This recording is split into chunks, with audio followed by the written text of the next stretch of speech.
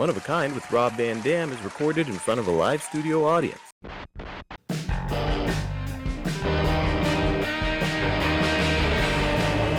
Van Dam! Rob Van Dam! Rob Van Dam!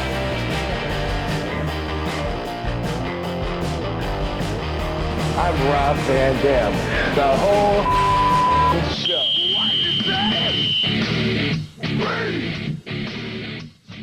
Hey everybody, it's Dominic D'Angelo. It is RVD TV, RVD's YouTube channel. We are live. It's a Thursday night, and I'm here with Rob Van Dam and Katie. We got a lot to talk about this wrestling day. Good to see you guys. Good to see you too. Yeah. You're not gonna make him guess after episode 132. He decided. Yeah, 100 and I think it's 14. This is 114 episode. Oh my gosh. Yes. And they're all 2 hours long, so at least 2 hours. So y'all have a lot of time invested in this. I know, right? It's crazy. It's a lot of hearing me talk. Yeah. It is a lot of time. The wrestling all of a sudden. Yeah. It's good to be with you guys. What is that, baby? Because I just did my 360. It's a video game. I never. I never seen. They got my 360 dropkick. Like I never seen that on a game or even anyone else do that. I'm gonna try. I can spin kick, except for it's with both feet, obviously. Oh. Is that the new game, Katie? It looks like the new. I don't know. I just put on Rob and Hogan, and I know that like other sources are gonna flag it on YouTube. Yeah. So I just figured if it was a video game, someone uploaded it, it would be okay. That's a good call. Smart move. Right? Yeah. Well, that's news today, obviously. Crazy things. Yeah.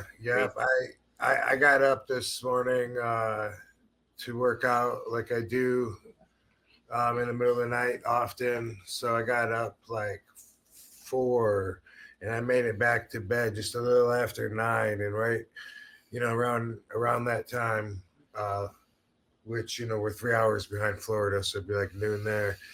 I can't remember who gave me the message first. It was a link to the TMZ report. And anyway, that was not that you need to know my whole schedule, but I went back to bed. Oh, there it was. Yeah, the 360 duck kick. Sweet. I appreciate that. Thanks for noticing, whoever made this game. And whoever wore the gimmicks to be RVD, the sensors. Oh yeah. All that shit. Oh yeah.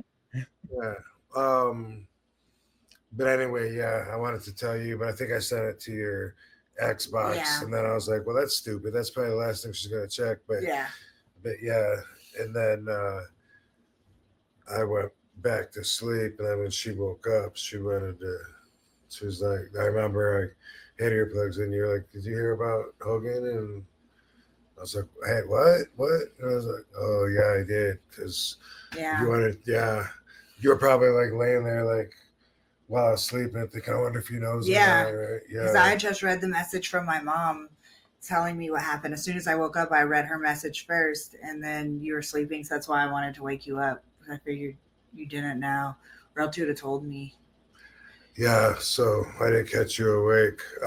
But so, this is a question that I wouldn't answer before out of respect, that I got asked a lot of times. And it's one of those, ask me anything.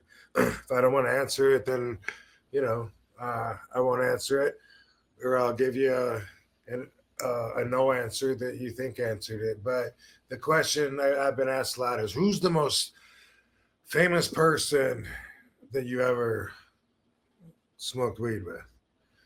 And I always say, out of respect for him, I don't think he would appreciate me. He would say, keep my name out your motherfucking mouth. Anyway, dude, that would be Hulk Hogan, who I think is at least a top contender for the most recognizable man on the planet.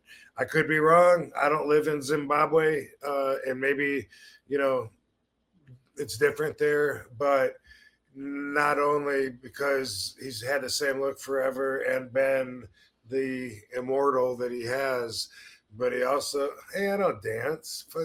They made you do a jig. I did a jig, yeah. Also,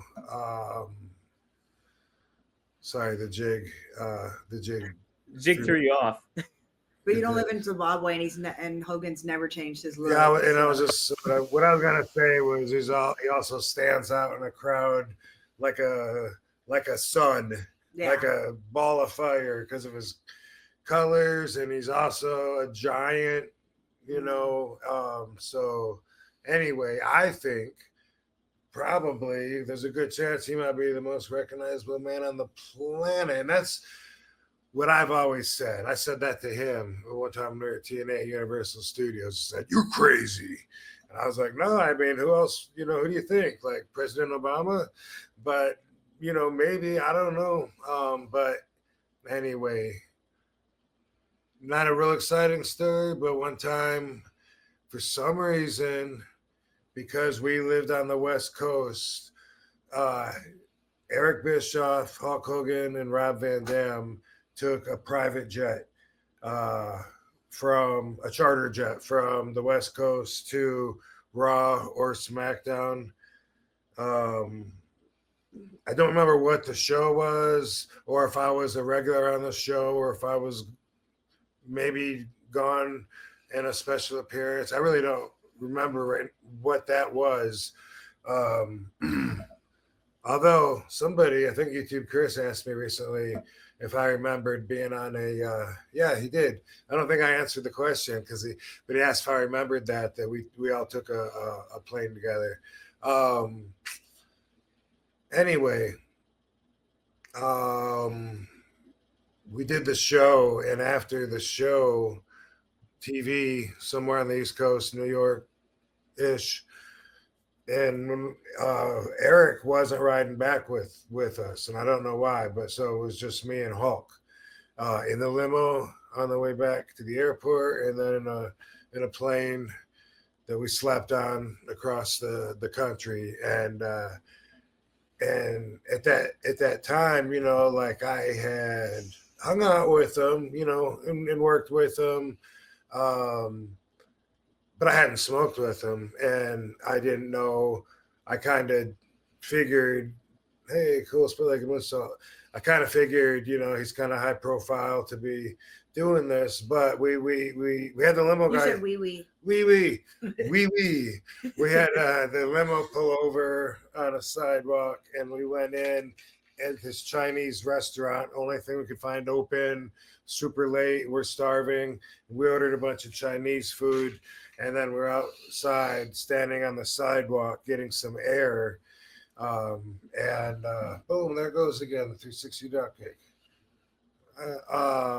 Anyway, I said, bro, I'm gonna light up a doobie, you know, I'm just giving you a heads up, you know. And he was like, well, we'll light it up, brother. And I was like, oh, you know, and I fucking smoked it and handed it to him, and he fucking hit it.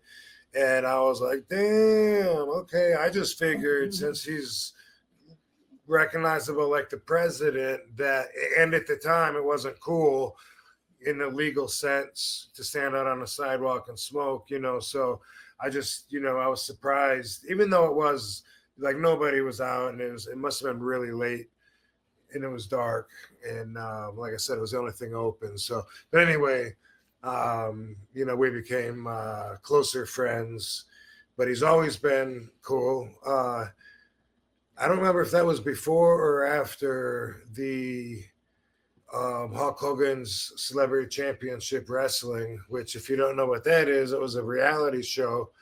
I had a lot of fun with it, and I liked the concept with it, you know. And Eric Bischoff and Hogan and Jason Hervey, you know, they did this production company together, and they were doing all kinds of stuff. It looked fun. With everything they were doing did. But this was a reality show where celebrities went through wrestling training course, and then judges would vote on a competition every show and vote somebody off. And it was so much fun, which I I know I've said that several times, but we had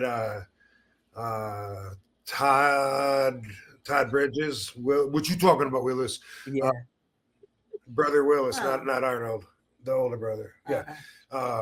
on the show, on Different Strokes, and then but we had Tiffany. I think we're alone now. No, really? Yep, and Screech from Saved by the Bell, Dennis Rodman, Butterbean, Danny Bonaducci. yeah, Danny Bonaducci, and there was another female too. There was Nikki Ziering, Tiffany Darwish, Erin Murphy. Erin Murphy, who was she? She was in Bewitched. She was in Bewitched. Okay. She might have got voted out before I did my show, maybe. But anyway, it was a really cool concept, I thought, for wrestling fans. And they'd have different wrestlers come on for different episodes, doing like cameos. Boom! Eat that! And have a purpose that had to do with the lesson for the day that the wrestling trainees would be learning. When I came in, the lesson to learn from that day, it was the finishing move. And so when I was there, I worked with all them on them having a finishing move, and learning when to showcase it, when to drop it in and build it, and boom, boom, boom, all that. And so anyway, I don't know if that was before or after I smoked a doobie with them outside the Chinese restaurant. Really, it seems like it was around the same time. So maybe, I don't know. Anyway, he was a spiritual brother when I was first exposed to The Secret, and was tingling with the magic that book sometimes delivers, and you're living in the magic of life, and it's like you're high from it. And he was one of the people that I would talk to about it, and him and Eric kept inviting me to this church in LA that Muhammad Ali's daughter went to, and it was one of the, or maybe even two, possibly, of the hosts / preachers were authors from the book. The black dude, one of the black dudes, I can't remember his name right now, and I don't want to get stuck trying to think of it. But anyway, that was like something that we all bonded over. I also remember when I did RVD radio, and this would have been 2010, when Hulk Hogan called, and we had him on the air, and that's, I believe, on my YouTube page as well. Talked for the longest time, and he called to pitch me coming into TNA because him and Bischoff and Hervey were there to take it over, and he was saying we need to have RVD there, and he was just so cool then because first he called my cell phone, and I said, hey, do you mind calling into the station? I gave him that number. He called in, and he let us talk on the air, and he was just hanging out, bullshitting with us, and putting me over too. Me saying, well, it's definitely worth considering, because I was a hot commodity, and I was off TV by my own free will and intentions, and that was something that I knew was one that TNA was interested in bringing me in, and also shit. I mean, I keep watching that match, and it's He's been taking heat the whole match. Brother, I knew that TNA wanted to bring me in, and Hogan was with you on our radio. Yeah, no, that was what I was gonna say. Was just Hogan had put me over big somewhere, I think in an interview, and it was him saying if he had, and this was before he came to TNA, he had said if I had Rob Van Dam, I'd build the whole company around him and make a lot of money with him. And this was after my ECW run, you know. So that was sometime, well, I don't know. Let me not get stuck on trying to get the chronological order right. But this was like, I didn't know him that well. I knew that I was, you know, incredibly stoked. You know what I mean? That Hulk Hogan, the immortal Hulk Hogan, the guy that was everything that was wrestling when I grew up and motivated me. And, you know, him putting me over, saying that they should build a whole company around me. And then when he called me into or when he called the show, I knew that. I knew that he had said that probably shortly before that. I don't know. And then also that TNA was interested, and it was just, you know, he let me have a huge head and be like, well, I'll tell you what, maybe I'd consider coming to TNA. What'd you say your name is? Oh yeah, Hulk Hogan. Got it. You know, not really, but it was an enjoyable moment though, and you know, I did end up coming in, and then I ended up. You saw that picture somewhere you showed me of me and Hulk Hogan in the ring. Yeah. I'm on the microphone. Mm-hmm. I was knocking them out of the park, doing these shoot promos during that time because I was just tapping into something legit, you know, that was there. And I was like, you know, what happened, Hulky? You said that you wanted to build a whole company around me because you saw my talent and I was money. And then look what I'm doing. What did I disappoint you, Hulky? What happened, bro?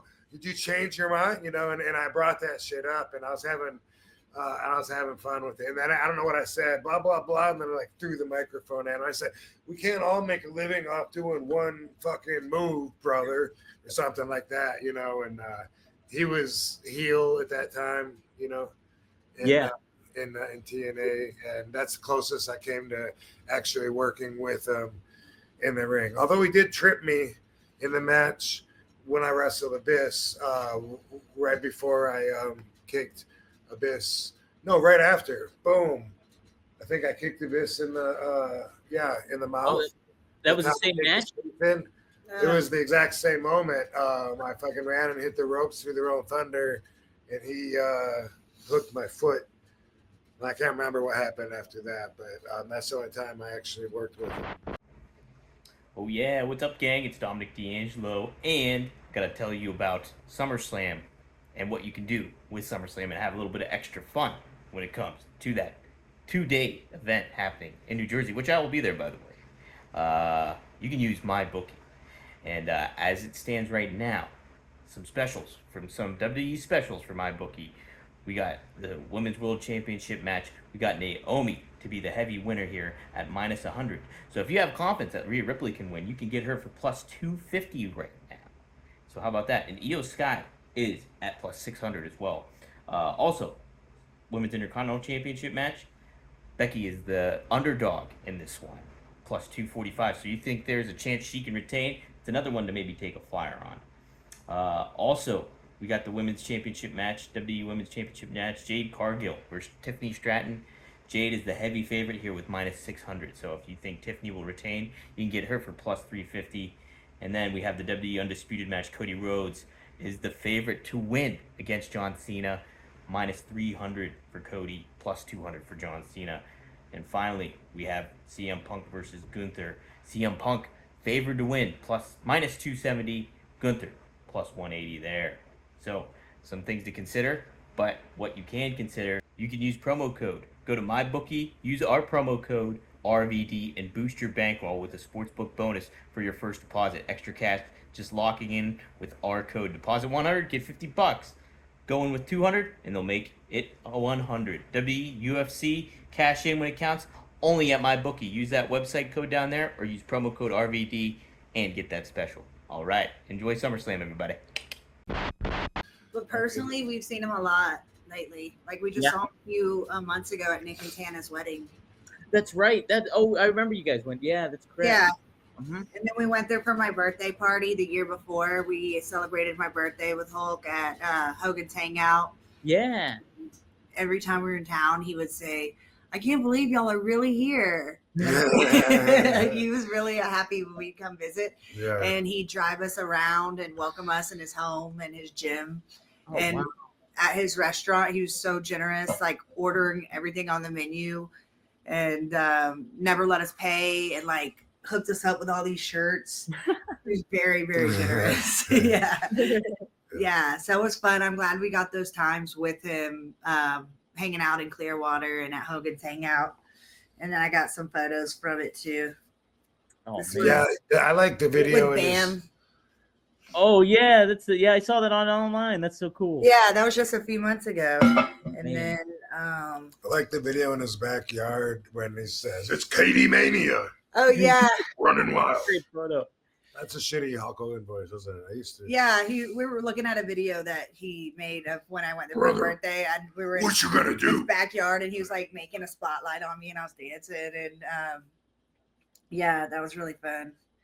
Did you guys ever attend one of the karaoke shows that he did? We weren't there for karaoke night, but we were there when Nick was DJing. Oh, okay. And we got him hitting the thumbs. Hitting the thumbs too. Oh yeah, look, I saw that too. That's great. Big Dick Dudley. Dick. Yeah, he loved Rob, and Rob loved him. And like when Rob would Stronger, would harder, like go to the longer bathroom, lasting, he was like someone he gave her is downstairs so a pep talk solid. and a gym membership. Offering that brother, dude. He when the first time about when legacy we were there for or your third birthday, legacy. He actually give our did group chat something to talk about. You know, when you lay it down, they're talking about how it gets up. He was nothing like, makes you more of a legend than a little blue chew. Drinking, you know, for a long time and shit. And we got actually the thing where he stood up and said, "Here, lock up." As always, me. Get your first month of blue chew. Like that's something that you just promo code RVD. You know, like can't believe that actually happened because that's like a joke. Join Blue Chew's sometimes Mayor Sabu would say one that. thrust at a time. Head to BlueChew.com. Yeah, Mayor Sabu would say that sometimes. You know, when it's inappropriate. You know, everyone's getting high, hanging out in a hotel with their feet up, and they'll be like, "Hey, lock up with me, bro." Come on, let's go. Yeah, it's like a wrestler joke. Like Bubba just said that to me at a convention. Like we were both by each other, just standing by each other and talking, you know, and saying, "Cool, yeah, whatever." And he goes, "You want to lock up?" And I said, "Yeah." And then we like both laughed, you know, and. But you locking up with someone is like a bulls running at each other. Like something's gonna get broken. He wanted to feel how stiff I was, and that's why he wanted to lock up with me. And he said, "Brother, I could have made some money with you." And I'm like, "Shit, how do you think money?" How do you think you would have done in you and Hulk? Would you guys had good chemistry? You guys could have told a good story? I would have thought, right? Dude, I don't know because. I don't know. I mean, you know, he could have just been talking shit. I know he's not known for stretching the truth or anything, but he could have meant it, or he could have just been talking, but he was saying that we would have a great match because of the way the crowd reacts to me and stuff. And I know that I love, like what him and Rock did at WrestleMania 18 in Toronto, working the crowd. And I was just like, I haven't seen that match since then, but I just remember the littlest things would mean so much. And they'd just be looking at each other. And it seems like one of them would just maybe even look, not even a full look, but just look with their eyes towards the crowd. And it would get like a pop, like a big fucking crazy double gainer off the top rope nowadays, you know. And it was educational. And also it was just awesome to be there in that building and feel that and watch them and see the energy and the storytelling without all the physical crazy aspects to it, because it wasn't needed or necessary. Everyone copies that now where they look at each other and then they look. Yeah, I've never heard the crowd react and be as connected as I heard during that particular match. And maybe they have since then. There's probably been some great moments and with Cena and whatever. I don't know, but yeah, boom, that 360 drop kick. I love it. Like that's an RVD original that I should shut my mouth. Someone's gonna say, "Hey, you know what? That's right. I should take that." No one else is saying that yet. What's your face could do it? Kalani. Jordan. Kalani could do yeah, for sure. Probably for sure. Anyway, Hulk was cool, and I just let me address this particular point that I would like to bring up. It's RVDology, right smack in the middle of the show. I want to remind people that we all have our own values. People's values don't need to match yours for them. Like they might be fine with their own values, and that's the way it is. And I just want to point this out because basic thinkers have a hard time thinking from that perspective. They can hear me say it, but let me explain it this way. Like, personally, I hated when I was a kid in school how I just hated being like when you're in school, those are your first thoughts. You are a basic thinker. You repeat things that you heard other people say because it sounded smart, even though you don't have any idea what it means. I did that too late in life for my own satisfaction. When I think about some of the things, and I was like, dude, like I didn't know who I was yet. The line of LFG. But anyway, like take this for example. Like I remember in this would have been fifth grade, I believe, and there was a kid, and I probably shouldn't call him out because he might be listening. Love you, bro. But anyway, man, you know what? I got along with him. I enjoyed his conversations or whatever we had in common. I would talk to him and shit. And then when I wasn't around him, the other kids, they'd be like, ooh, what are you doing hanging around him? Bro, he's not popular. Nobody likes him. You're gonna be unpopular if you're hanging around him, man. Girls like, dude, I wouldn't do it. He doesn't have any friends, bro, just you. And as an adult, that should sound really stupid, right? Right, yeah. If it doesn't, I always talk about how you got to reprogram as an adult at some point when you're ready, because your values that are programmed into you aren't from your own experiences when you first get them when you're a child, and you live with them through these growing years. And then as an adult, you have to reprogram yourself. Santa's not real anymore, as I always say. What? So the thing is, with other kids, trying to decide not only who you should like, but even like, even if it's fictional, or, ooh, why do you like Wolverine? Everyone likes Wolverine. That's so stupid, man. Deadpool would kick his ass. Whatever it is, it's like, bro, you got your values. They got their values. You think she's pretty? Dude, he says that she's pretty. That fucking mole on her face? Gross. Dude, if she's pretty to him, she's pretty. And guess what? You got your own values. So when it comes to Hulk Hogan, I noticed that there's always been pushback. Like when I posted the video of us together that she was just showing you when we're hanging out with Bam and whatever, like there was a few people, of course, there's always going to be haters, but I know some of them that are watching this that hate him, and that's fine. Those are your values based on whatever. But there'd be some people, not a lot, but there'd be some people that would stand out for their ignorance in my mind, because they'd be like, dude, man, I thought you were cool, but man, you fuck around with that guy, I'm gonna unfollow you. Like, do it, motherfucker. There's no difference than being back in fifth grade and being an adult when it comes to that. And I hope you can see the correlation. Sure, yeah. And even if society is telling you that you should have these values, guess what? Fuck society when it comes to some of that stuff, because you have your own priorities, your own values, and you're always going to be biased towards your own feelings. So you're always going to feel like you're right when there's a disagreement with somebody else, when there's a clash of values. Now, if somebody says, yeah, but he was a racist. How could you hang out with a racist? Well, those are your values. That has nothing to do with me and my feelings on races. You know what I mean? And let me ask you, do you hang out? How can you hang out with that wife beater? Yeah, your friend's a wife beater. Dude, what if that, for me and my values, is something that I wouldn't get past? I'd never hang out with someone like that beats their wife. Fucking isn't a man. I think that you have a right to prioritize your own values just like I do. And we can still meet on common ground. And I have worked with and been associated with, business and personal, with murderers. Yeah, racists, murderers, child molesters.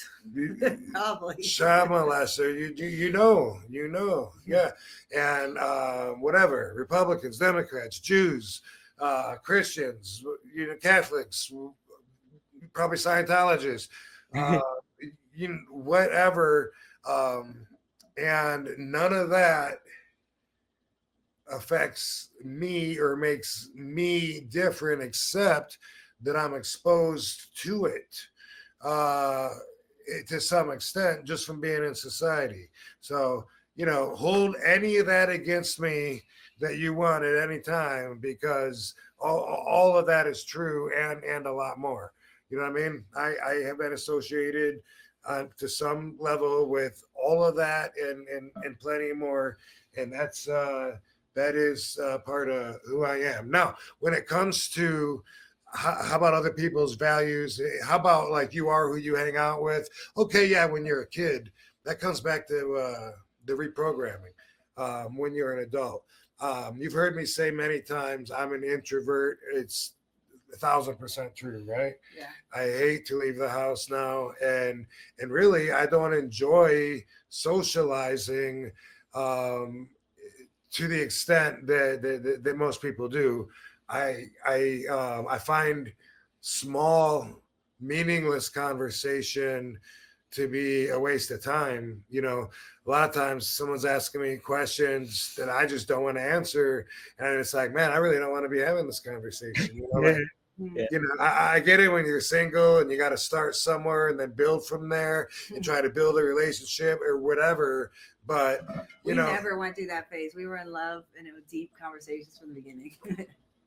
Yeah, and so because of that, I find that being out in public for me is like being in a pool of currents that are everyone's values pulling and pushing and trying to pull you their way or whatever, because people's values come out in their conversations.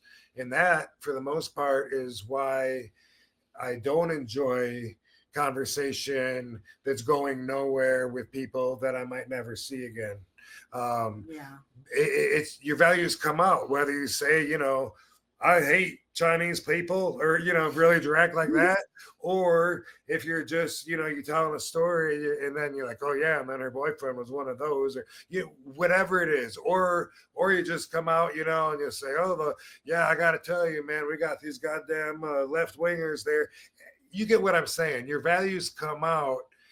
And even more so, it seems like with men, which is why I always like to just hang out with females, and I'm the only man that's allowed in my house ever, because it almost feels like competition, like people are like with guys a lot of times, not always, but a lot of times, like with alpha males, we're judging each other by the responses, and it's like, ew, I don't want to do that.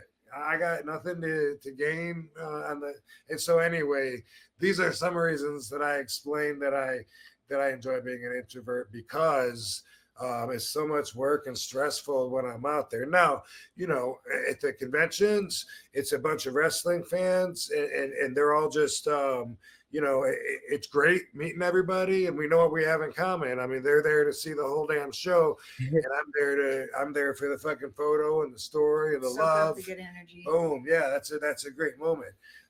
But out of all those people, so many of them that think, man, I'd love to be alone with you, dude, just smoking a doob for like 3 hours, man. What would that cost?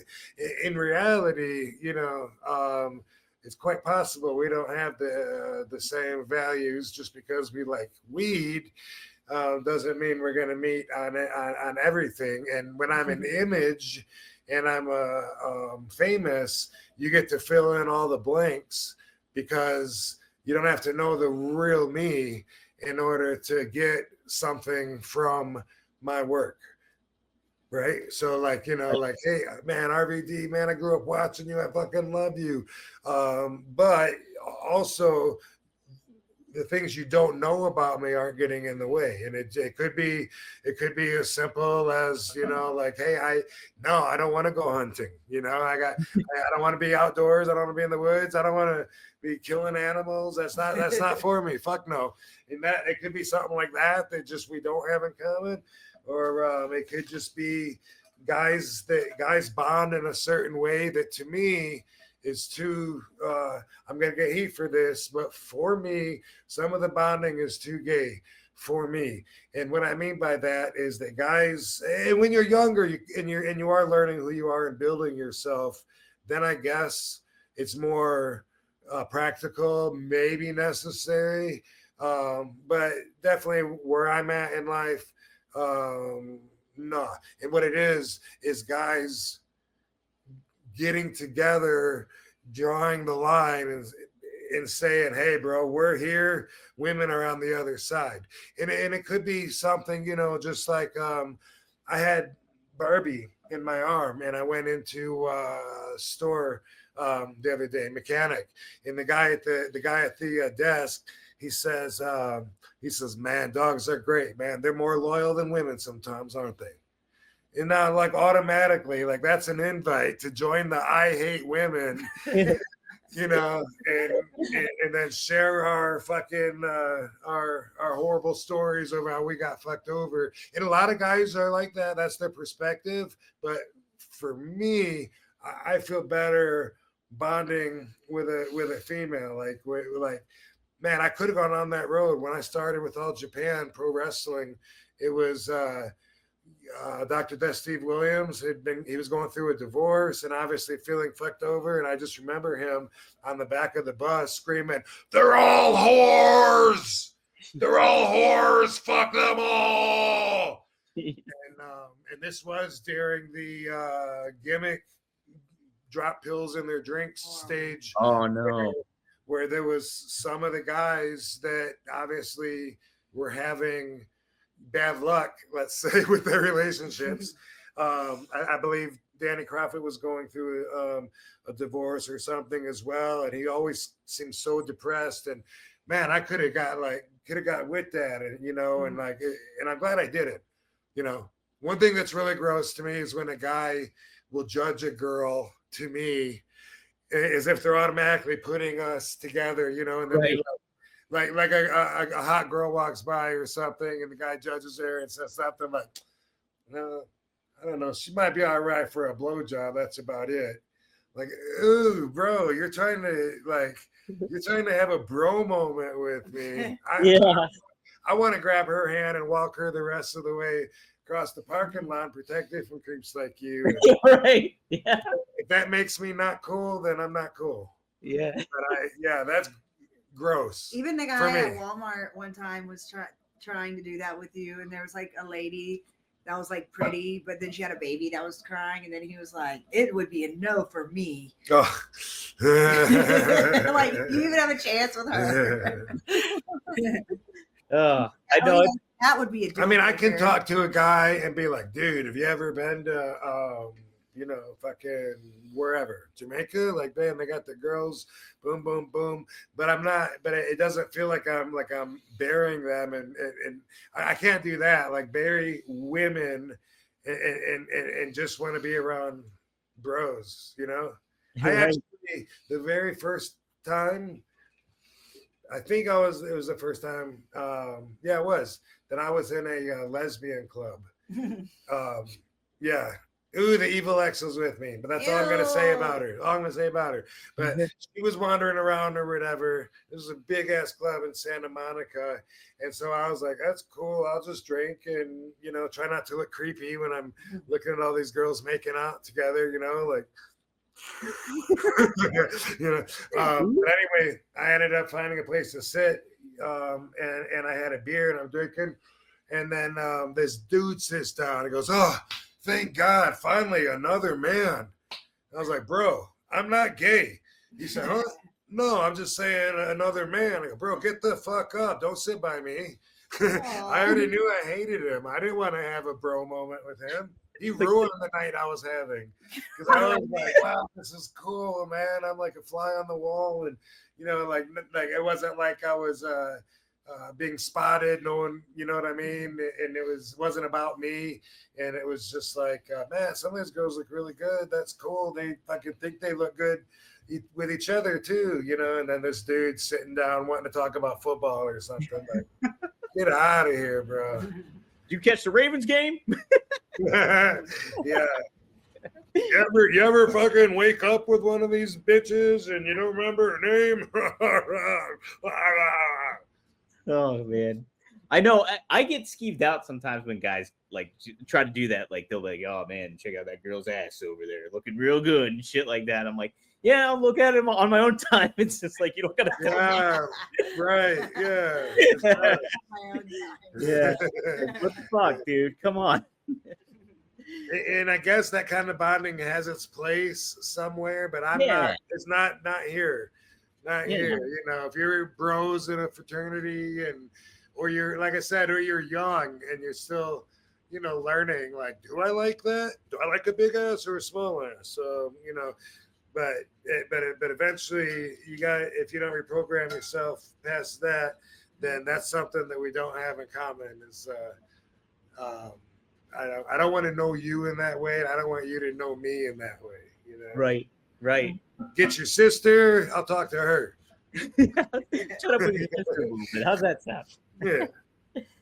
But no, I think that's a great point, though, Rob. Is just like, people have their own values. They look at things a different way, and like, it's people don't consider that. Like they're just stuck in their, kind of what you would say your basic thinker bubble almost, where it's just like, this is the life I lived and this is the beliefs I have. So somebody else will see it that way, or they'll agree with me. Where that's just not the case, and it's just like, and everybody has their flaws and their gray areas, and like that's humanity. That's being a human being, and it's just like, you take that for what you will, and if you interact with somebody and you get along with them, it's just like somebody else may not, and people should not necessarily judge just based off of that, pure and simple. It's a lot to go on, and you see all the kind of reception that Hogan's getting online right now, and Twitter's not a real place, but it's just like people just spurt out stuff, and like people are celebrating his life. Some people are like condemning him and all that kind of stuff. It's just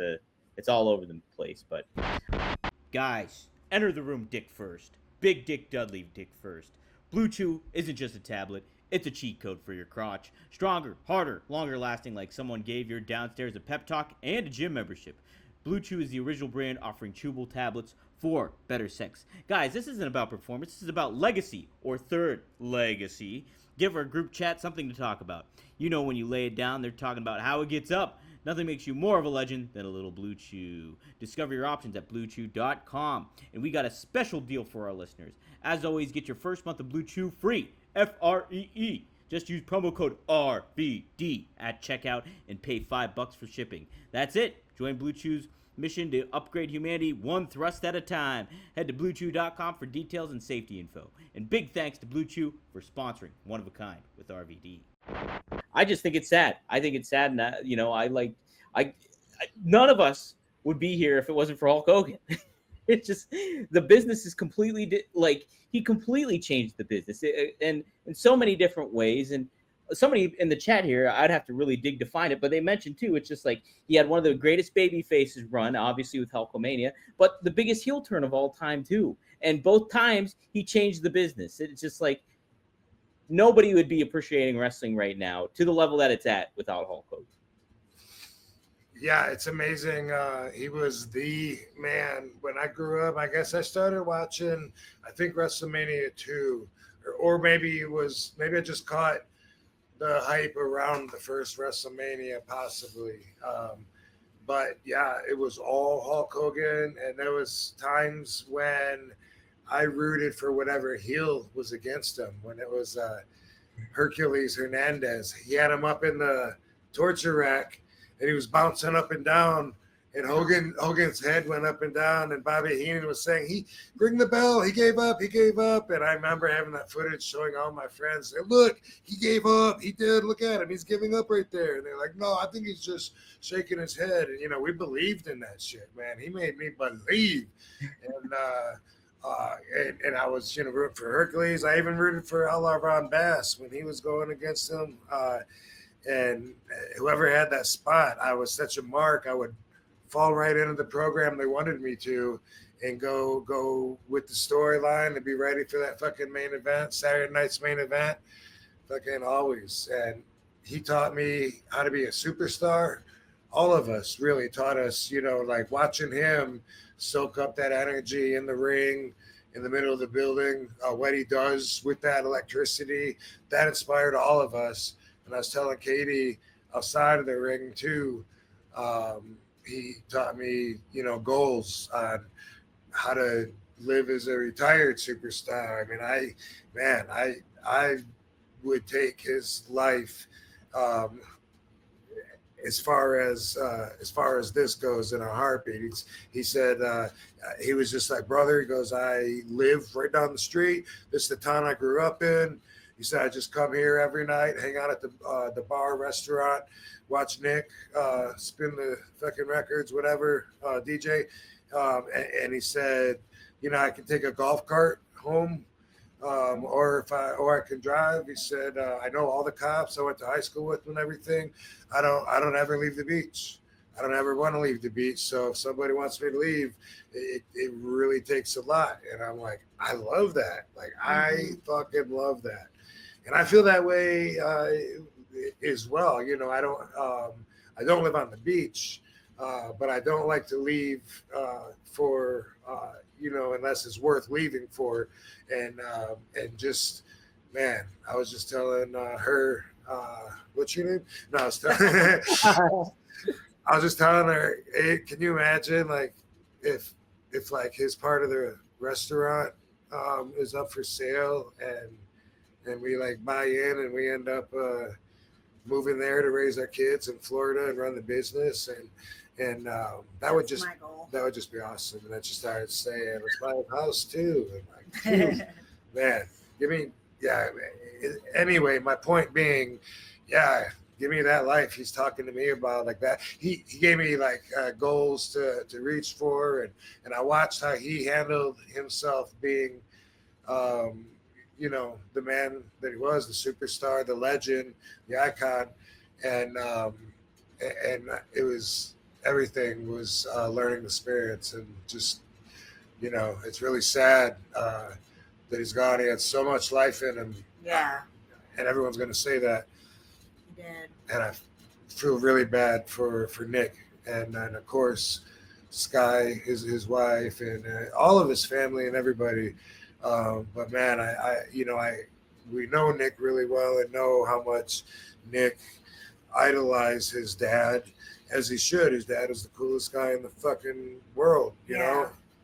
And I just feel bad for him. Haven't talked to him. I hope he's doing well. Yeah, it is. It's definitely such a sad kind of situation. You think about Hogan and how and I was saying this on a previous show, it's just like, he was a comic book character come to life, and it's just like he's like a Batman, a Superman. People looked at him in that way and everything. That's what Katie said earlier. Right? Yeah, in person he seemed like a caricature almost. Like he looked like a superhero action figure. How tall he was and jacked, and his big blue eyes. It was like weird hanging out with him because he is such a legend. Like that's like seemed weird because it seemed like hanging out with like Superman.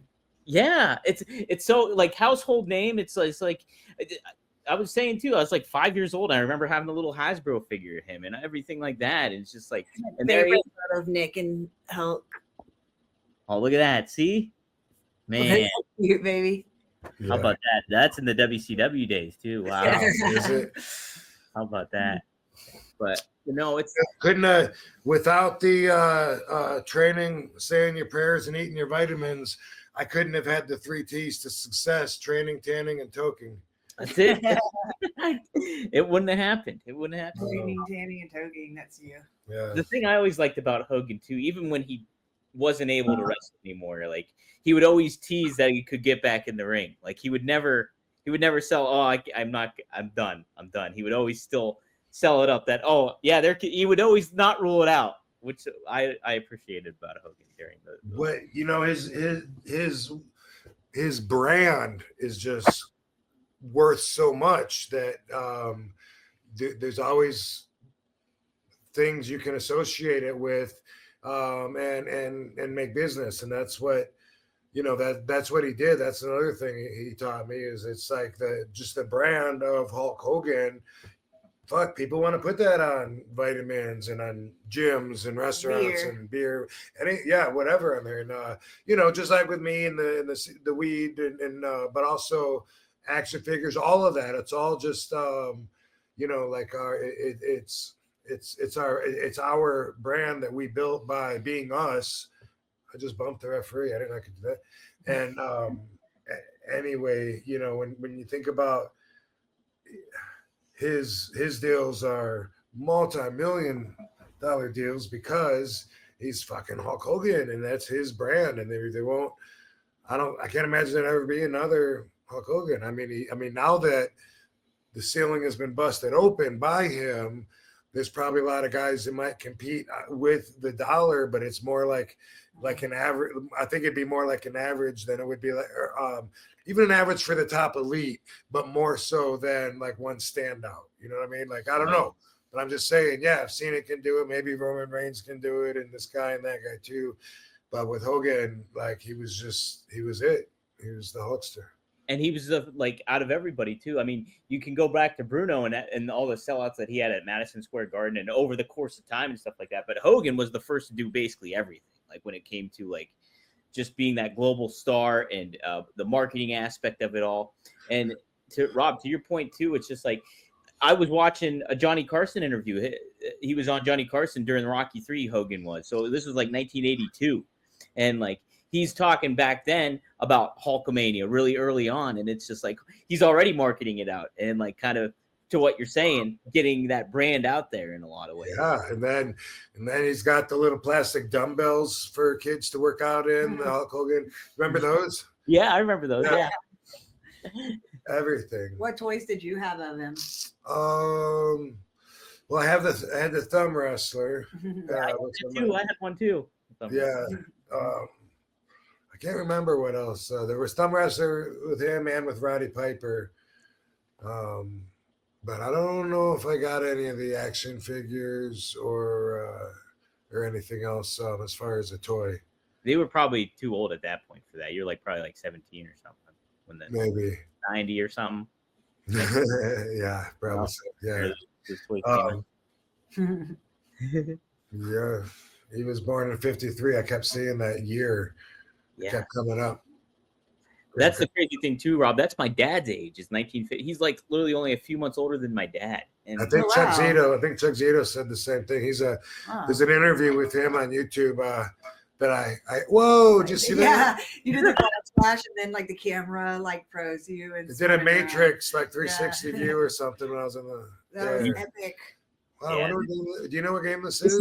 SmackDown Shut Your Mouth. So this was one of the games that I had. Oh, it's old? It's old. It's like from 2002. Oh, shit. Okay. It's 2002. This was the games we were playing when I was playing as you, Rob. Okay. SmackDown versus Raw, when everyone says. SmackDown Shut Your Mouth, this one is. SmackDown versus Raw is where a lot of fans told me that they played me on that one. Yeah, that's probably that's like 5 years after this game, probably. I'm saying I know that, but yeah. How old was your dad when you were born? He was 32, 31 maybe, 31 I think. And your dad was Hulk Hogan's age? You're older than I thought. Yeah. I'm 40, so he was, and my dad right now, he's 71. So yeah, he was 31 when I was born. So yeah, it's wild to think. It's just so wild. Like, and that's another thing. I was having such I was a bigger fan of Hogan when I was a kid growing up, and like I more turned to like Scott Hall and other people later on. But like this hit me pretty hard today because it was just like, wow, he's synonymous with how I'm a fan and everything like that. Like he still looked like Hulk Hogan too. That's the other aspect. Yeah, always. We were always amazed at that. He looked the same. Fuck, man, I was there WrestleMania 3 when he body slammed Andre the Giant. Yeah. And I think as a fan, I believed that he was like the Incredible Hulk and could just be lift whatever he wanted, you know? Yeah, right? I don't remember seeing anybody with arms that big before, you know? I mean, although now when I look at Tony Atlas and shit, bro, holy shit. Old pictures of Tony Atlas. I don't know why I was looking at those the other day. They popped up, and I was like, "Holy shit, that boy was big." He was one of the first body guys too. Oh yeah, how did we not notice it? I guess, yeah. I don't know how. Somehow we missed that just because they weren't pushed. I think at the right time, and so like for me when I was watching it, like if I saw him, I think he'd just be getting jobbed or whatever, and I think somehow you don't notice because you're caught up in the hype or something because I remember Rick Rude being the first guy that I remember seeing and the Ultimate Warrior that were just, just quality, fucking muscle and no fat and just ripped, big and vascular at the same time. I don't remember seeing that, but when I can look back and see it now, I don't know how I missed it. On guys like Tony here. I think Scott Steiner was the most jacked wrestler in history. He was fuck. Yeah. When I saw him for the first time, that was like another level of jacked. Was Steiner back then. I'm like, holy shit. Because I told Brian Cage I thought he was the most jacked wrestler in history, but he said Scott Steiner was bigger than him. If Brian Cage is saying that, it's got to be true then. Right. He knows his stats of muscle. Yeah, that's it. I was listening to Mick Foley's talking about Hulk's death, and then he said, seeing him, you never felt like it was the last time you were seeing him because his energy was always so young. Yeah. And it's so true. Like I would not have thought that because he seemed like 21 years old at heart. That's very true too. It's just like, and I only saw him very briefly. Like this was a couple years ago at Royal Rumble. It was at his beach hangout place, and like Eric Bischoff was there, Conrad Thompson. And then he made a surprise appearance and showed up and like great energy, like just, thanked everybody that was there and stuff, just made a little appearance and stuff and then got out of there. But you're right. Like the energy made him look and feel younger. So and he's like, shots. Like he's like a frat boy.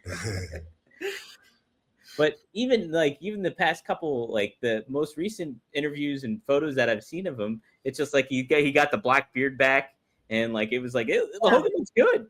He looks good, and he was jacked the whole time. Mm-hmm. Yeah.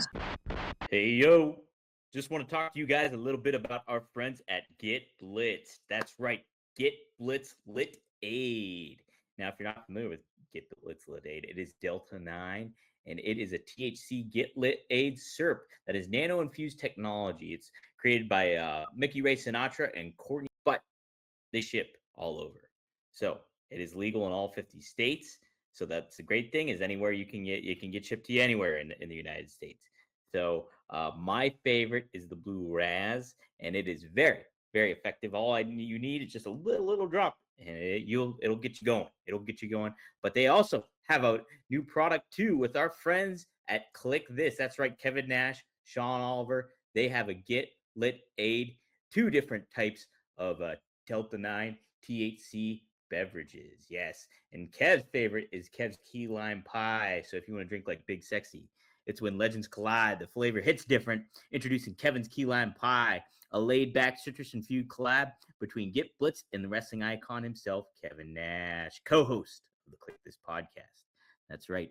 Each can delivers a mellow and delicious 5 milligram dose of Delta 9 THC Nano infused for fast acting, smooth effects that roll in like Big Kev walking in the ring. Cool, confident, and controlled. With creamy lime pie flavor, notes, and a graham cracker finish, this isn't just a drink, it's a sweet escape in a can. Our proprietary name, Nano Infused Emulsification Tech, breaks down THC into microscopic particles, allowing your body to absorb it faster and more efficiently in traditional cannabis beverage or syrups. That means quicker onset, a more consistent experience, and zero guesswork. Kev's Key Lime Pie is made with premium hemp derived ingredients and is fully compliant under federal guidelines. No fluff, no filler, just smooth, reliable ride every time. Check it out. We also have Sean Oliver's favorite flavor as well, and that is what would probably be my favorite flavor too, the Blue Raz Lemonade. So check it out. Go to get-blitz.com and use our promo code RVD. That is promo code RVD to get 15% off your order. And hey, they ship everywhere. So shout out to Mickey Ray, shout out to Courtney, and go to get-blitz.com, promo code RVD. Yeah. Must have been 2010 or 11 when I was with TNA. It was common news that Hulk had gotten back surgery recently, and I don't know if that was his 7th. For some reason, there's a number 7 in my head. But he had the gimmick in his back where he had a remote control. Oh, wow. Really?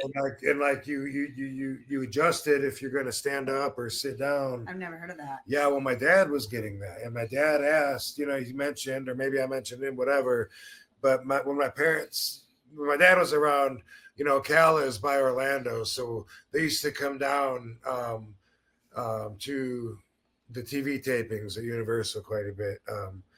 Especially when I wouldn't go up there to visit, would alternate or whatever. But anyway, it came up in conversation. My dad said, I wonder, if Hulk would be able to tell him, what it's like, or if he had some questions or whatever.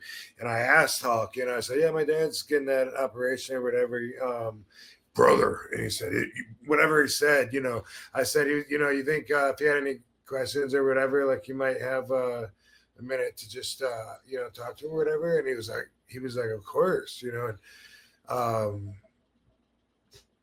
when I was at the studios one time in a big room, one of those rooms with the big tables, and I was sitting there with my parents because they had come down, and Hulk came. He walked in and he had a big entourage with him, and they were pressuring him for time. They're like, no, Hulk, we gotta go down the hallway this way, and it was like, hold on, is that your dad, brother? And yeah, and he sat down with my dad. No. Yeah. Yeah, I knew I was gonna get emotional talking about this, but he sat down with my dad and just he kept it was 4 or 5 people that were suit and ties, running around, and they were looking at their watch, because he was late for doing a promo or whatever, and he sat down and they just he made sure that my dad, felt comfortable and that he answered every question, and tears for Hulk and Dad. Yeah. But it was, it was just so nice and it stuck out. I know my mom will always bring that up. I'm sure when I talk to her next and we talk about Hulk dying, I'm sure she will bring that up, because he just sat down there and he was just so cool. And what a thing. And my dad ended up, I think my dad got the operation and then lost the remote control. Oh, no. Oh, man. Well, see, no, and it's just it's cool he was able to make that connection and help your dad out in that way. And take the time out of because you always think Hogan's got to be getting pulled in all these different directions and everything like that from, obligations that he has and people and fans and whatever it may be. And it's just oh, man. And speaking of which, as long as I'm telling Hulk Hogan stories here, my debut in TNA in January of 2010, pretty sure it was January, Hogan, I just came in, Hogan and Bischoff were there, Val Venus was there. It seemed like they were trying to use former WWE guys. They had live Monday night. I think it was Monday night. They were competing with WWE. was either Monday. Yeah, it had to be Monday. It was Monday. It was Monday. Yep. Yeah, because we would do live Monday, and then Tuesday we would film next week's, and then take 2 weeks off. First it was live everything, and then I think it went to that. But anyway, yeah, every 2 weeks I would go there and just work for 2 days. It was the easiest fucking schedule, especially after leaving the monotony of WWE's schedule that was killing me. And then this happened. But anyway, I was a big surprise and build that way. And I came in when Sting was in the ring and jumped off the top rope and kicked him. Rolling Thunder pinned him 1, 2, 3. And then he got the baseball bat, whack, and he hit me, and I went down. And then, man, just awkwardness. Like I'm selling. I'm like, I can't keep selling this. I hate it when people oversell shit. So I got back up. Wham! He hit me again, and I went back down. It's like, that's cool. I think I got to get up again, though. I'm like, where's Hulk at? And I kept feeding up. Wham! He'd hit me. Wham! He'd hit me again. I'd go down. I get everything I thought I could get out of it, And I was like, dude, my timing is saying I can't stay down. In fact, I remember watching on TV before I got there something that I critiqued a lot. I hated it as a performer. It was something that I saw right before I went there. And it was Ken Anderson and I think Kurt Angle. And Anderson was on the mic or he was reaching for the mic or something. Not in the ring, but somewhere in the stands, I guess. And Kurt Angle waffled him with a chair in the back. Not in the head, in the back. Mm-hmm. One hit. Whop! And he went down and he sold it like he was shot behind the ear.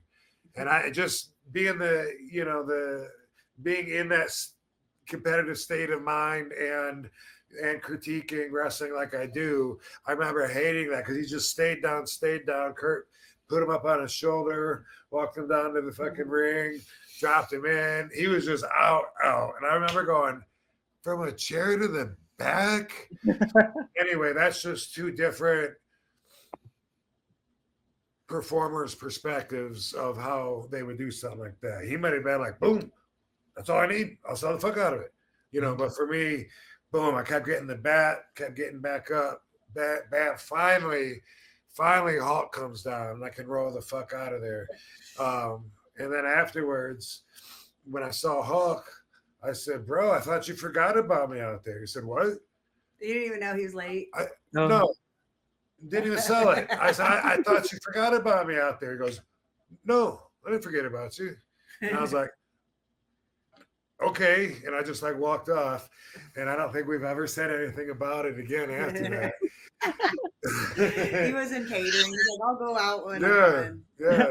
I'll be fine. I talked to someone's dad about the back operation. If you look at it that way, might have been doing some good and not worrying about the timing. But yeah, I was just like, all right, kind of ruined my debut, my first appearance, and kind of everyone's gonna hate that I was brought in to get the shit beat out of me. But bro, I took one for Hulk Hogan. I'll do it again. That's how I thought about it. That's exactly. I was like, I took one for Hogan. No worries. No props. What was I gonna? When you first I know you don't get. We talked about this last week with you and Taker being in the ring, and you're not getting starstruck. Or this was a couple weeks ago, but not getting starstruck. But was Hogan kind of an exception in certain ways since he was such an iconic figure, and you grew up watching him? Yes. Mm-hmm. Yes, I would. We were friends, hang out, but inside, yeah, part of me was always like, fuck, man, that's the top of the world for 14-year-old RVD. If I could have known that I was gonna make it to this level, holy shit, I should be proud of myself or something. Maybe, I don't know. And yeah, I would have been a soldier for him and done whatever he asked without asking. You know, they were doing the fucking. Here's an example. They were doing the documentary on him. Mm-hmm. I think it was HBO. They called, and they wanted to talk to me about Hogan, and I was like, let me ask him about it. You know, what's up? And I talked to him about it. I said, hey, you know, I got a call that they are going to do this documentary on you, and they wanted to talk to me. And before I could say another word, he goes, I'd rather you didn't do it. I was like, what? He's like, I just assumed you didn't do it. And I was like, and I was thinking, well, fuck, this is going to be on HBO. It's going to be good exposure. I'll definitely be putting him over, talking good about him, you know? And he said, they just want to, he was obviously already very aware of it. And he said, they just want to dig up that Gawker lawsuit with the sex case. They want to dig all that shit up again. And he said, every time they dig it up, my phone doesn't ring for, you know, for several weeks. And I was like, all right, then. I mean, you know, I would talk good about you and everything because I really didn't do it. I said, all right, done. So I told them I can't do it. I did say, I said, well, they were going to give me $6K. Can you cover that? And then he said, whatever you need, brother. You got it. But then you didn't do it, and then they gave the job to Ric Flair. Ric Flair did it. Oh, okay. It was HBO, right? Or you remember that part? Yeah, but anyway, that'd be better anyway. You know, but yeah, Soldier. What do you need done? You want to go whip the guy's ass? Okay, I'll do it. Got it. It's all cool. That's how. That's the answer to your question. Yes. Okay. He's an exception. The exception. Yeah. That's because I figured because it was just like, you know, you grew up watching him, and he's just the household name that everybody. He's a superhero, just right? like you both said. Yeah. Yeah. It's crazy. Hey, Maddie, thanks. He gifted a membership. We got another RVD TV. Whoa, I forgot about that thing. Welcome. I gotta promote that more. I'll get the word out. Yeah. Welcome. Is there something? Welcome, Maddie. Yeah. But what about my? What do I need to do? And is there something? I mean, we could maybe think of some stuff. I was thinking like at some points we could do like exclusive clips behind the scenes, like where we just chat. We pick a topic and we just talk about it for a couple minutes. Maybe that's something we can do. After the 2 hour and 15 minutes. I know, right after we cover all this stuff. Everyone's falling asleep. We'll say, if you want to hear the next 10 bonus minutes. It's 2 minutes. Lunch. Huh? We can pick him up in a limo and take him to lunch.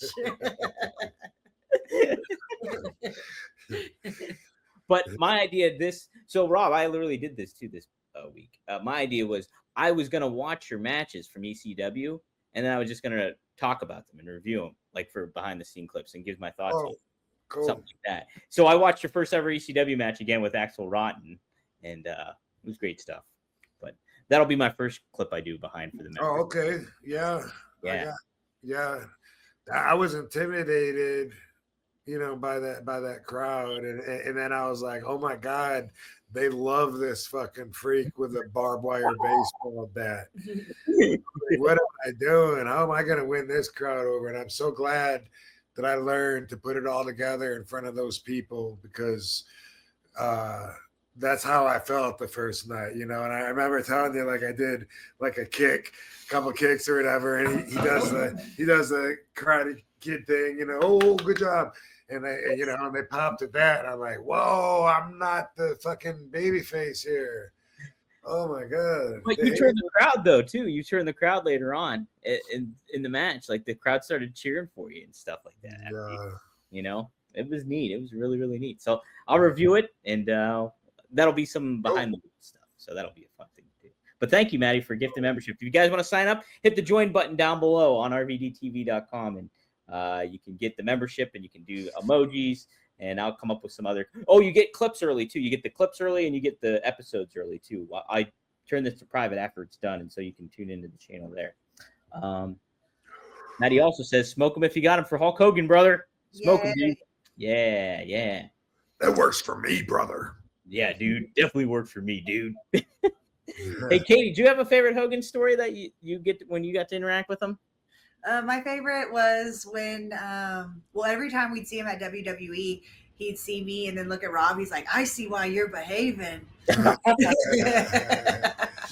And my favorite memories was like what I said earlier, going there for my birthday party and how welcoming he was and taking us to his house and seeing his gym and partying in the backyard. And I have a video of it on Rob's phone where he was saying Katie Mania and I was dancing in the spotlight.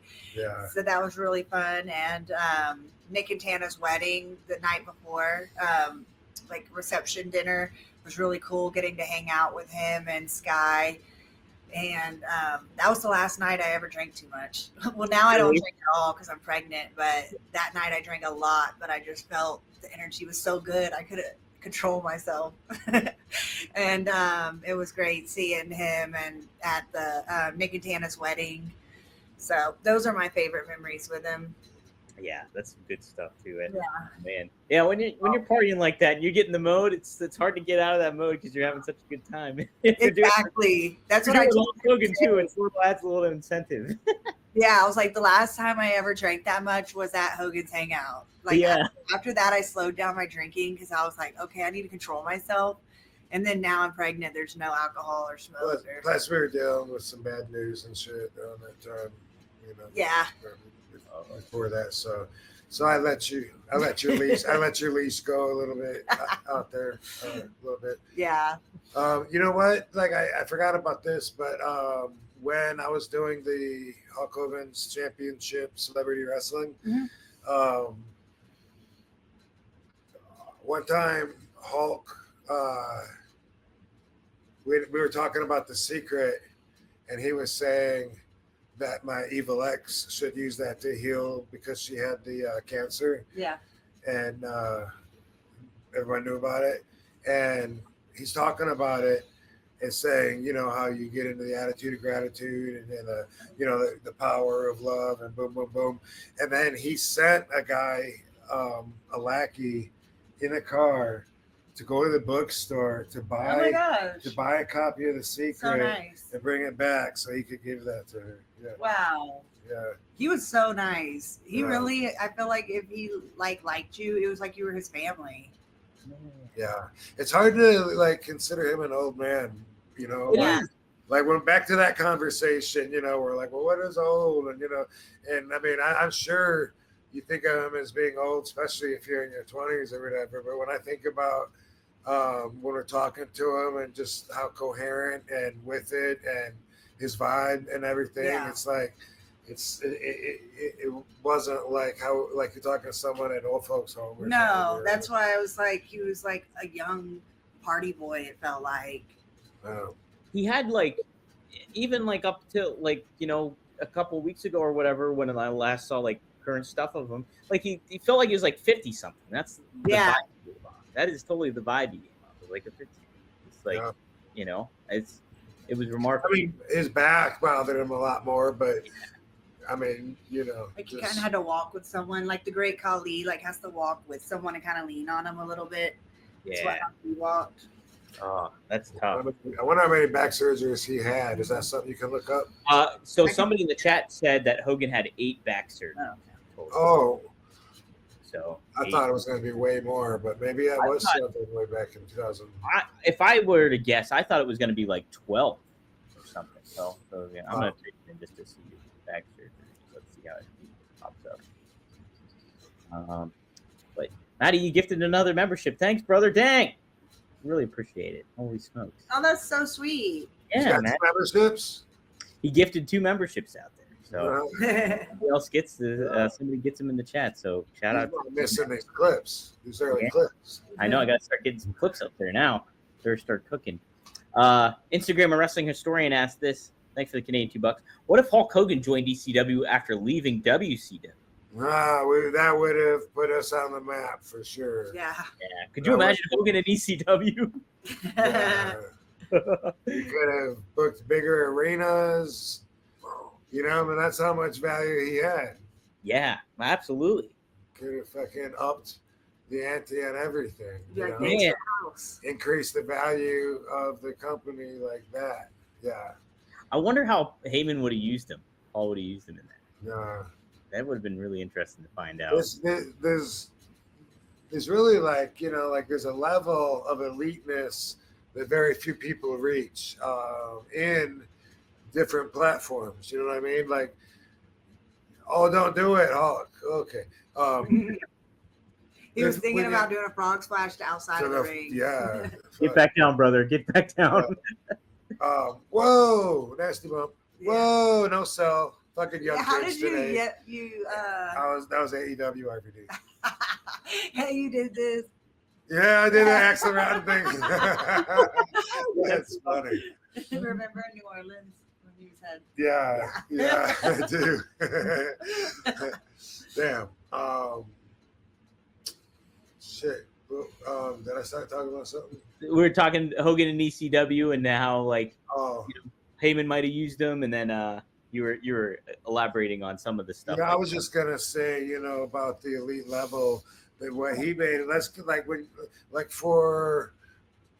for boxing, Mike Tyson was worth so much money that the actual cities that he goes to make money, like the Olympics or something. And I'm not saying as much as the Olympics.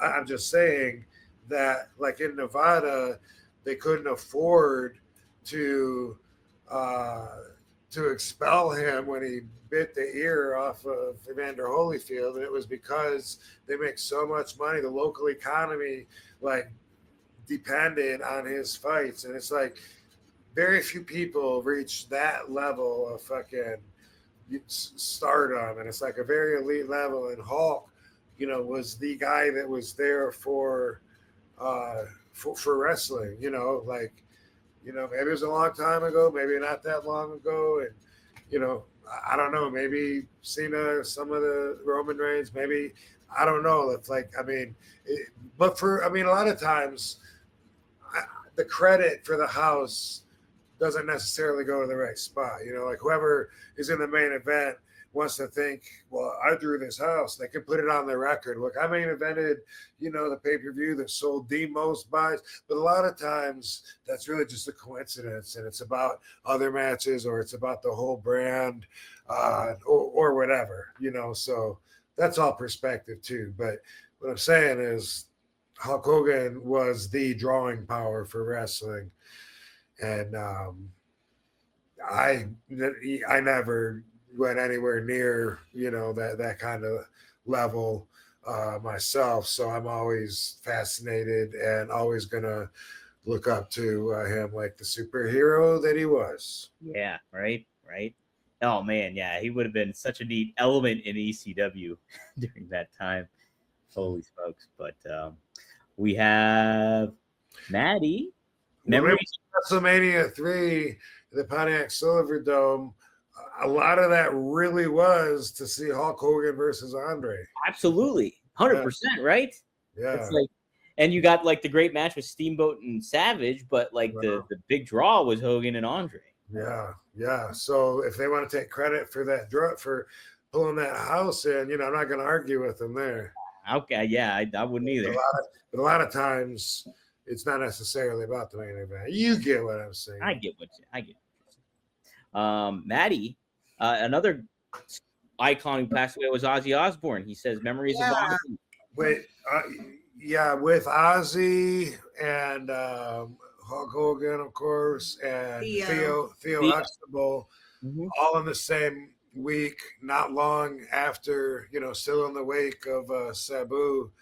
I think, there's going to be a lot of sad fans.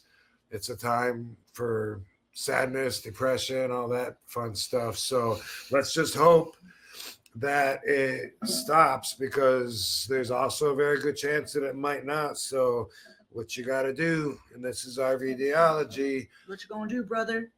You got to recover.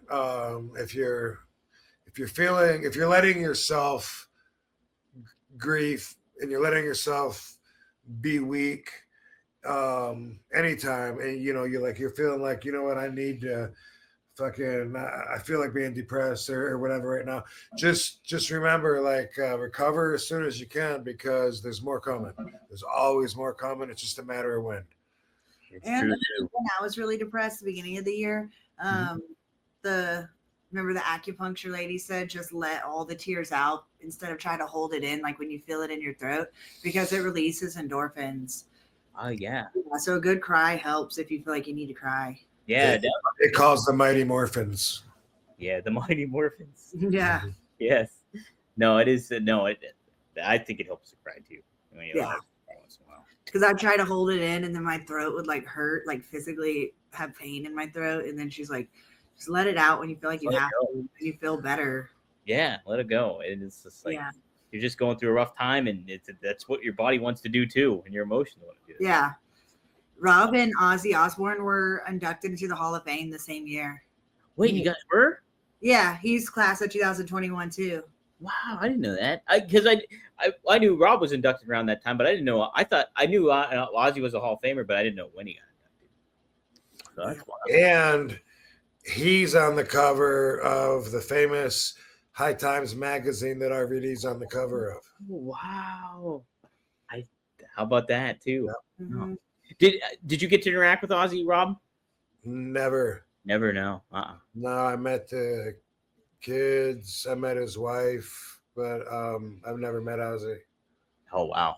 Yeah. When she met his wife, she said, "Do you know Triple H?" Yeah. You know Triple H. You know Triple H.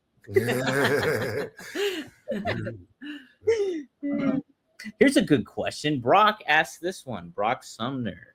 Hey, Brock. He says, "What do you hope to leave as your legacy?" 279. That's a fun number. Yeah. He's leaving 2 twin girls as his legacy. Hey. Yeah. I always ask this.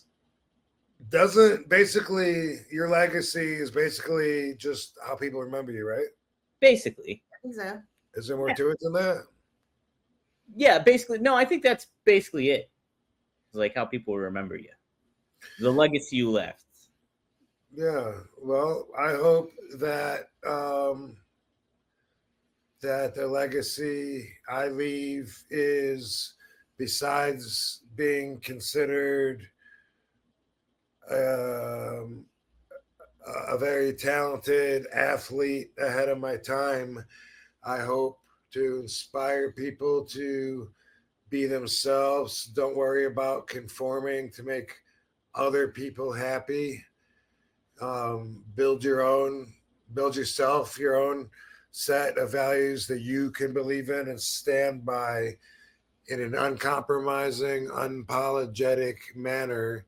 And I think that's been me. Hopefully that's what I leave behind. That's awesome. That's you.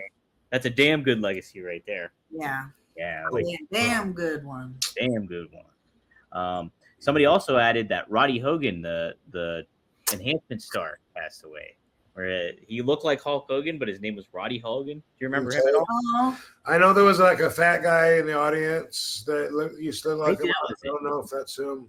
Yeah, maybe. There was also a couple other wrestlers too last week that I didn't know them, but there was 2 that popped up in the news. If you want to look that up, just for honorable mention, they both worked for. I think they both worked for NXT at one time. Yeah. Let me take a look. There was one that worked for WWE, and the one he was shot, but we didn't know him. Yeah. What's Knuckles Madsen? Kevin Nickel. He was known as Knuckles Madsen. He passed away at 41 after being shot in Arkansas. Oh, he's the guy that he does this, right? Yeah. Yes. That was him. Yeah, I see a picture of him right now. Nickel ads. Wow. So how about that? Yeah. Shout out. And then within days there was another one. Trying to figure out the other. other. Before or after that guy. Wrestler passed. I'm probably gonna get Hogan articles, I think. Right. Yeah.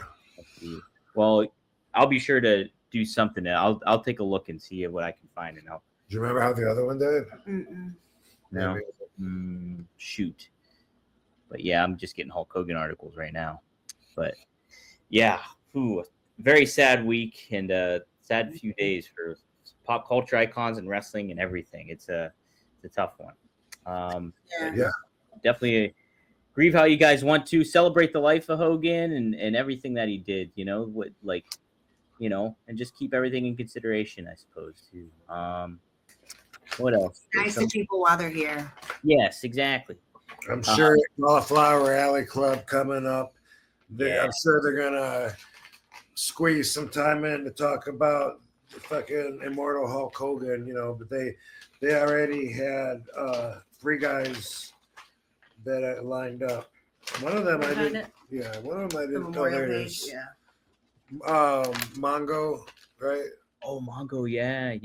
Mm-hmm. I got the little program over there. Steve Mongo, McMichael, and then Sabu. And I'm not sure. Here, let me pop that up. Yes. Mongo. Who is that one on the end? Yeah, there's names written there, so it's got to be one of those guys. Nick Romero? Pull it up. Hisashi Shima, I think it is. Okay. He would have been 90. I don't know. Is that right? No, that's not. 90. That's a good age to live till. That's a real big. Especially for a wrestler. Yeah, right? Man. And then I don't know. You said you think that's Hisashi Shima? Maybe not, because if he was 90, I think that's that looks like a photo from like the early 90s or the late 80s. Yeah, but all right. So anyway, also honorable mention, Salman Hashimokov and Mick Romero, Mick Vasey, and Ivan Manson and Ryan Wood are some other wrestlers that are listed here. So I'm sure that we will be talking about that. That's the 18th through the 20th, I think, of August. So lots of stuff between now and then. But that will be Sabu's 4th memorial, if you want to. It's not really a memorial, probably, but celebration of life. It'll be a good tribute for him there for sure. And yeah, if you guys can make it, go to the Cauliflower Alley Club reunion. They're a great time, and it's a really nice job there. It's a very communal. You get the newsletter? Is that what, or no? You get the newsletter. They sent me one with Abdul the Butcher on it. Yeah, we just got ours. Yeah. Last you got too? Yeah, I got to open it up and take a look at it and stuff. Yeah. If you guys able to attend, it's in Las Vegas at the Plaza. I believe it takes place at. So on a positive note, we had 2 ultrasounds this week, and our babies are measuring perfect, and their heartbeats sound great. Awesome. Hell yeah. That's great. So that's got to be. Do you like doing the ultrasounds? It's got to be pretty exciting when you do that. Yeah, each one is getting more exciting. It's still like scary, but in the beginning it was super scary because it's like, are they still there? Like, because I haven't had like any symptoms, and it's been a very easy pregnancy, so I would be worried, like, are y'all even there? Mm-hmm. And then each time we hear their heartbeat and see them growing, it's just I'm getting more and more confident and more excited. And today it was like we could see, even just compared to like 2 days ago when we saw them, it's like we could see so much detail, like their eyes, their nose, their mouth opening, like their little hands moving around, and even their little legs and feetsies. It's going like one was even hopping, like already jumping in there, like doing like the RVD. That's the baby loser. That's how it's going, right? Yeah, it's so cool seeing like them just growing and looking more like, because it was just, it looks like a dot. It's like they're there, but now it's like we're seeing like their features more, and we can see their personalities. Wow, that's so cool. Yeah, it's magical. Yeah, man, I'm so happy for you guys. Thank you. It's awesome. You're welcome. Let's hit out a couple of these super chats real quick, and then we'll close it out. Maddie says, cheap plug. Moo Man says hello. That's his dog. He's watching. Shout out to Moo. Aw. Lovey says hello to Moo Man. Yeah. So there was a great pic you posted of Lovey. Yeah. She's like, what are you doing to me, man? Say hi. All the little doggies watching. The dogs are checking out. Like, what's the deal here? Hi. Barbie, you want to say hi too? Say hi to Moo Man, Barbie. Barbie? Get Barbie up there. Hi to Barbie D. Barbie D. She's looking for Rob.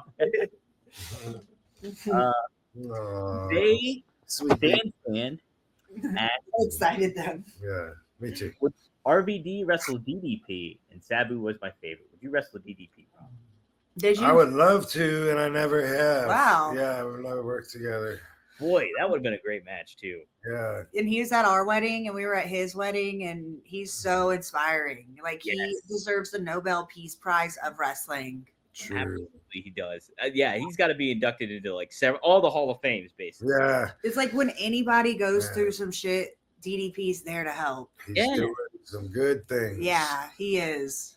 Did you see too? He helped Devon lose like 80 pounds. I don't doubt it. Sounds like some shit he'd do. That's awesome. That's great. He's a good guy, damn it. That's so much respect for him. And he was helped. He helped Buck Bagwell too. Yeah. Yeah, have we even talked about him? Why No, we haven't talked about Buff and him. So when Maven's video came out and first released and went public, and I'm sure everybody watched it, man. I just want to say that, I mean, I was glued to it watching it, and of course, I don't think you can watch it without investing your feelings into it. He's amazing. He came across so inspiring and motivated to be going through what Marcus Bagwell was going through, and to be so optimistic and positive. I'm glad that he was able to share that on video with everybody. I hope everybody was affected by it in the same way that I was. I tweeted like he's the baby face of the week or something. Fuck, baby face of the year forever. That's just incredible. We know a few people that fucking have had that happen, and I always feel like, man, if I was in that position, I feel like I would want to, if there's any chance at all, I'd want to try to save my leg.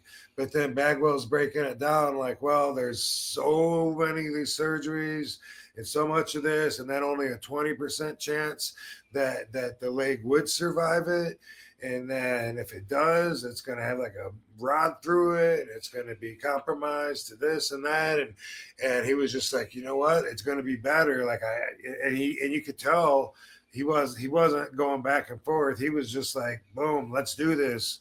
And wow, how inspiring to be so positive and optimistic dealing with that. And, my heart goes out to Marcus Bagwell as well. It's another thing that's been very emotional for everybody to see happen recently. Oh my gosh, yeah. Marcus is such he's such a positive person. He was at the Cauliflower Alley thing last year, and like he got inducted into it, and gave a great speech, and his wife Stacy and everything. Shout out, they're just a good, loving couple, and it's such a tough thing, but yeah, he's keeping a very, very positive attitude about it all. Yeah, and talking about something so open and honestly that's so like difficult to talk about. Right. So matter of fact. Yeah. I admired his strength for that. Yeah. Absolutely. Yep. Hopefully everybody does, and hopefully everybody got a good positive rub off of him, because man, it makes me not want to keep up with him, and I hope he heals up. Me too. And yeah, he's keeping that positive attitude too. That's it. Yeah. Prayers out for him and stuff. Absolutely. Bash Nagata, thanks for the $5. Says, one of my earliest memories was seeing Hulk versus Killer Khan. Wow, at the old St. Paul Civic Center in 1987. That's how old I am. R.I.P. Hulk. Yeah. I remember that match as well. Yeah. Do you? Oh man. Killer Khan used the green mist. I'm like 95% sure. And then he did this knee off the top rope. That was his move. Oh, yeah. But he didn't hit his move that night because Hulk didn't, get beat. But I remember thinking like, wow, he moved in that position quick, Killer Khan, because he was an impressive heel to watch. But I remember I remember realizing, even as a fan, that like they brought him in and pushed him to the top like real quick. And they had this program. That's what they would do. WWE. They had this WWE Superstars, WWE Challenge, and what else? A couple other weekly shows. The Talk Show with Gorilla Monsoon and Bobby Heenan, Primetime, something like that. Anyway, and the Saturday Night's Main Event, which was like once 1 week a month, and they had a program. They would bring somebody in, have them fight jobbers on both the TV shows, have them start squashing everybody so they can showcase themselves, and then wrestle someone that's got a little power behind their name as well to make it mean something, and then boom. Let's see how they do against the champion. That was their formula. Hulk always needed a fresh heel to work with every Saturday Night's Main Event or every other one, or however they were doing it, because the angles could last different lengths. But it was definitely a formula machine, and I got sucked up in it as a fan. Yeah. Hogan slaying the dragons basically and stuff like that. Slaying them dragons. Sand fan, thanks for the $2. Hey Rob, indica or sativa? I get asked this a lot, huh? Yeah, you get asked this a lot. Yeah, I prefer a sativa of the two, but everything has its time and place, So if I'm just wanting to sleep, I'm jet lagged, I want to sleep it off, heal up, then give me an indica. If I want to function, give me a sativa. My favorite overall is more of a hybrid, like a sativa dominant hybrid. Oh.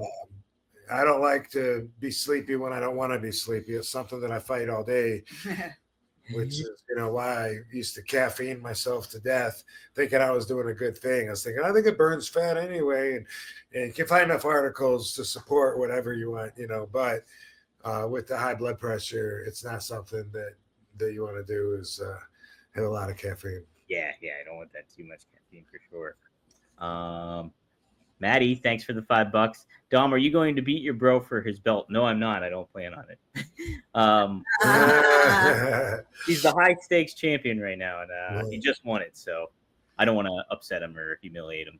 Don't embarrass him like that. I don't want to embarrass him. And Maddie, I think I sent him a message on Only Wrestlers. But I'm talking about coming to Australia, so I'll keep you posted on but I'm not anywhere near ready to wrestle, so we'll give it a few weeks and revisit the idea. Oh heck yeah, Maddie, keep your eyes peeled. He says, has RVD bumped into old man Sting? Did you see Sting with the beard? Yeah. The picture that we have, the beard, right? I don't know. I think so, but yeah, either I don't know if I talked to him or just walked by his room and waved at him or something. But yeah, I like it. I mean, I think it looks cool. It's a neat look. It's a different look. That's what I was gonna say too. Like that motherfucker has some different ass looks. Yeah, right? I saw him with like a big action figure set, and it has like 3 different Stings. And that looks so fucking cool. And now throw a 4th one. He's like a wizard now. He's like a wizard. It's Wizard Sting. It's Wizard Sting. Awesome. Doesn't look comfortable for me. I hate having the hair on my face. I hate it when my neck starts itching. Just even. But here it is. Looks cool though. Oh, you have found it? He does have it. He has a goatee thing. But he's got a big ass beard. Oh, okay. The big now. That was a picture of too. So he grew it since then. Oh yeah. It's like long. This ear's like just a goatee. In case anyone's wondering how long it grow. Well, this picture was a year ago. Well, it was June 30th, 2024. Oh, okay. So in 12 months, you can have a wizard's beard if you have the hormones of a stinger. Of a Viking. The stinger. Mason, thanks for the $2. How did you end up training with Ultimate Warrior? Oh, alrighty. Well, that happened through a mutual associate friend. Yeah. So this dude, name is Mr. Andrew Wright. He's the author of Booker T's first book. Oh, okay. And I think he did Road Warrior Animals book. And anyway, I met him in England at this convention, and he was there with the Hardy Boys, and at least Matt. I'm not sure if Jeff was there, but either way, man, it was a long time ago too. But he was filming Matt and the Hardy Boys because they had their own reality show online, and so he pitched it to me, and said, they charge memberships and they got this many thousand people paying every month, and they just they fuck around at their house on the property, and they do this and that. And I was like, fuck yeah, I want to try that. That sounds cool. And that thereby started RVD TV. Oh, yes. Which at first he was editing, or no, someone else was editing, his partner.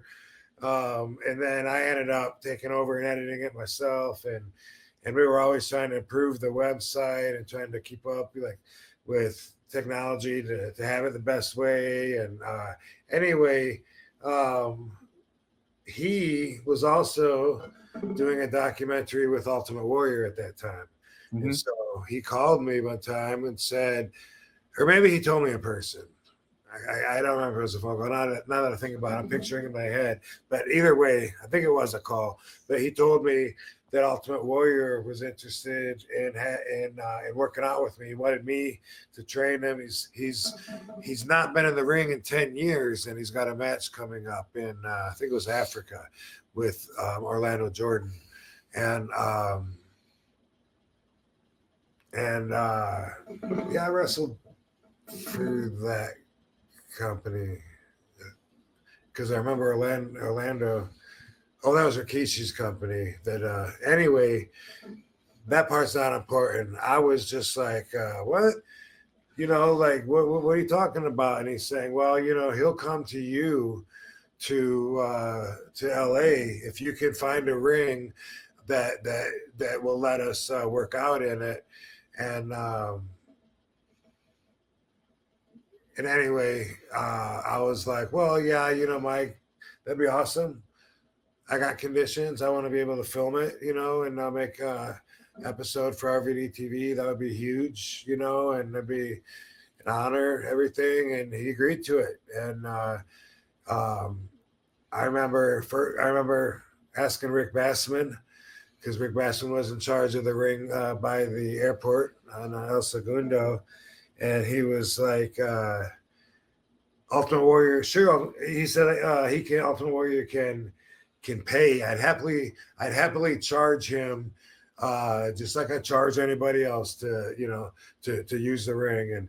And I was like, oh, that doesn't sound very good. But they had a history. In fact, Rick Bassman actually found Sting and Ultimate Warrior.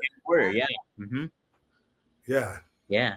Isn't he the same guy that found Cena too, or Cena trained him? What? Yeah. He got an eye. Look at that. Hmm? Victoria. Oh, wow. Tom Howard. Was Samoa Joe there? I think Samoa Joe. Yes, sir. Yep.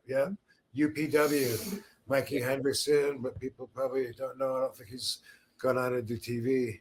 Is he alive? I hope he's alive. Anyway, and probably naming some other people too. But anyway, that ring wasn't going to work. He was going to charge him. He wasn't going to go for that, whatever. And then, but there was a few rings around town, and in about an hour 45 minutes away in San Bernardino, Jesse Hernandez had his school of hard knocks, not hard knocks. It doesn't matter what it's called. But Bill Anderson was from there, and I think they trained Warrior there. Anyway, he was happy to have me there, and it worked out. We coordinated. I went and picked up Ultimate Warrior, and Andrew wasn't even in the car. I don't think it was just me. Medium Rob. Me and Medium Rob. I don't know. There was one more person. It might have been Mellow Matt. I can't remember. It was one of my clique, not one of his. But anyway, I picked him up from the airport, LAX. Picked him up, and we went to. We stopped by Chris Nowinski's and recorded an RVD TV episode talking about the power of the mind. Yeah. And we went to the school, and we worked out. I put him through my stretch, which really, that takes a long time. Yeah. After an hour of stretching, nobody wanted to do anything. They were like, "Oh, all right, I got to get going now." But he ran the ropes a few times. There wasn't much of me actually training him. I was trying to, by example, say like, dude, like you need to be, let me show you. And I would like imitate the Ultimate Warrior, bouncing off the road. You need to be that. That's what you are. You're a ball of energy, and it was more about that, but he wanted me to bump a few times for him, whatever. It was not, it wasn't really extensive. And that is where I shot the video too, where I got the Sharpies. Yeah. And, oh wow. Yeah. That he didn't know what I was gonna do. I was like, here, just come in and interrupt me, and I'm just gonna do you. You know what I mean? What are you gonna say? I don't know. Whatever comes to me. I was like something about in the belly of the beast. It just worked out. I took him back to the airport. He had another flight, and he went back to Arizona. Wow, how about that then? Well, it was only one time, and then it got out. Like I was training him, like we were spending a lot of time together. In fact, it was, like an hour of stretching, maybe an hour of running around the ring a little bit, and then, filming other stuff. We did something similar with Kelly. Oh. That she trained with us, and she right. reached out and asked Rob to go over stuff, and we just it was one day of training, but she was getting ready for something. The Santino brothers, we went and used their ring. Oh, yeah. Is that based out of New York? Yeah. Yeah, when Kelly, she hadn't wrestled in a while, and she was doing a return, I think, for a Battle Royal or something. Yeah, probably like a Royal Rumble or something. Yeah. Yeah, it was in California. Oh, okay. Oh, okay. Yeah, we met her there at the ring and went over stuff. Yeah. Yeah. Oh, sweet. First off, the one thing I remember, but a lot of girls, when they hit the ropes, they're not getting anything off of it. You know what I mean? Mm-hmm. Like when I hit it, I throw my weight into it, and it slingshots me by my ribs, and I get momentum off of it. A lot of times when girls go up to it, and then the hands are just down here by their side, and they just kind of like lean back into it, and then they start running again, like from zero. So you don't really get anything off running the ropes. You're just hitting it because you think you're supposed to. We went over running the ropes a lot. Yeah. But those ropes didn't hurt. The WWE ropes hurt so bad. Do they? Yeah. So I feel like I don't know, like it's probably different for girls' anatomies and guys' anatomies. Like you have so much padding and muscle back there, so it's not like hurting your bones. But if you're like smaller girl, like those ropes are not forgiving. I also went in. I remember one time just popped in my head now. I'm thinking, who else did I help work out, or help train or whatever? And I remember one time going to Rick Bassman's school when it was somewhere else, I think Huntington Beach, and he wasn't there. But I went there to work out with Mike Bell. Bud Cena was there, and you know who else was there? Chris Masters. Oh. That's the first time I really remember seeing Chris. And his mom was there, and it was like his mom supported him so much. She'd be like in the chair, like during the whole workout, and like when he's doing good, she'd be like clapping. That's it, baby. Good job, baby. That's what kind of mom I'm gonna be. There you go. Yeah. Yeah. Speaking of, Haunter1 says, thanks for the $5. Did the ultrasound show future tag team champions? Maybe they take after their dad. All the best, Rob and Katie. Yeah, they were already practicing. Rob was like one of them was like moving their arms, and Rob said, "Are they doing push-ups in there?" And then we saw one bouncing her legs, like she was like in the sack, like bouncing off of it. So they're already getting in their workouts. They're getting ready. And then on the screen, it said that Saba was good at doing the headlocks. I saw the word headlock on there. He's like, look, they're already doing headlock. Might have been a doctor's name or something, but it was on there like 4 times. I was like, she's doing headlocks. And she's got offers from EPW and AUE, whatever that is. He was making all the doctor's terms into like wrestling terms. Wrestling terminology. Yeah, they're training and they're ready to get to be the tag team champions.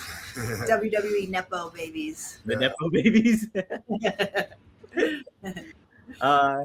Thomas V, we only got a couple more here, says Mania 18, the atmosphere after Hogan and Rock. Do you remember that? What the atmosphere was like? It was just electric. After?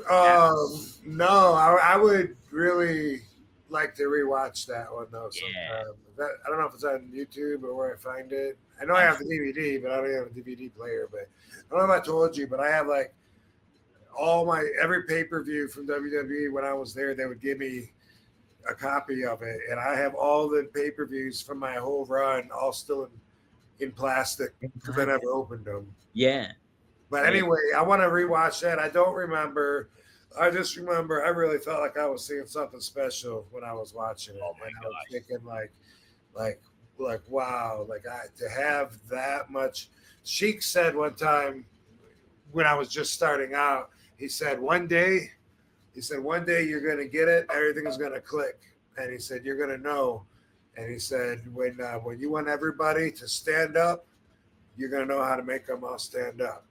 If you want them all to sit back down, you'll know how to do that. If you want them to cry, if you want them to laugh, you're going to have all that power in your hand. And I remember I was so green. I was just like, wow, that sounds amazing. I would love to have that. And that's the best way I can describe what I remember from the Hulk and Rock face-off was fucking, I'm fortunate to see this master fucking class right now. Yeah, absolutely. It's available too. It is up on YouTube. You can cool. watch. You probably never seen it, right? Yeah. And but I know Hawk says like he changed everything or whatever. I don't know if I wonder, but I don't know. But I don't. I mean, I know Rock was super over, but he was fucking the immortal Hulk Hogan. So in Toronto that too. Was the test was like, I know you're over, but are you that over? Take a look at that. Hogan got the crowd on his side. That's for sure. Someone's singing the Hulk Hogan song in the comments, and I've been singing it in my head all day. I bet. That's crazy too. The guy Rick Derringer passed away this year too, a couple months ago. Oh, that sang that. Yeah. Yeah, the sang it. Same guy. So, wow, just wow. I think this is the last one. Somebody just says, "Y'all going to SummerSlam? Congratulations! Thanks." Thank you. We're gonna be at WrestleCon SummerSlam. Yeah. Yeah. So we'll be signing autographs, meeting friends. I'll be there. Baby. Maybe go into the city, New York City. Yeah. Oh yeah. Maybe Wale Mania. We got to put some thought into that. Oh. Yeah. Wale Mania is the 31st? Yeah. So it's the day before we were planning on going. Oh. Yeah. I didn't know he was doing a Wally Mania at SummerSlam. WrestleCon is the 1st and 2nd, and we're only signing on the 2nd, FYI. It's the same thing as Wale Mania, but this time this one's called Summer Bash. Oh, Summer Bash. Oh, Bret Hart's gonna be and yeah, normally Wale appears, performs, but now this one Action Bronson's gonna perform. Oh dang, that should so be I was good. like, I don't even like partying now that as I'm sober, it's not as fun being social and I'm always tired, but that's one party I'd go to. Oh hell yeah! No, Wally Mania is a good time. Yeah, that is. Fun. It was a blast. Is Cardi B hosting SummerSlam? Yes. Oh yeah. Well, I've heard she's gonna have something to do with it. You love Cardi B. I do, and I love Jelly Roll. They're both gonna be there. Oh, okay. Jelly Roll got himself in shape. Oh, we talked about that last week. Yeah, they're both gonna be there. Yeah. It'd be cool to go to the actual show. Yeah. Yeah. So it'll be interesting. MetLife Stadium is gonna happen. Going down. I love that when me and Rob go to the shows and sit ringside. Yeah, that's a good time. Yeah. I know. This is the only time I'd be able to enjoy a wrestling show with him. Yeah. I'm always like, I want Rob to climb over the apron and get in the ring.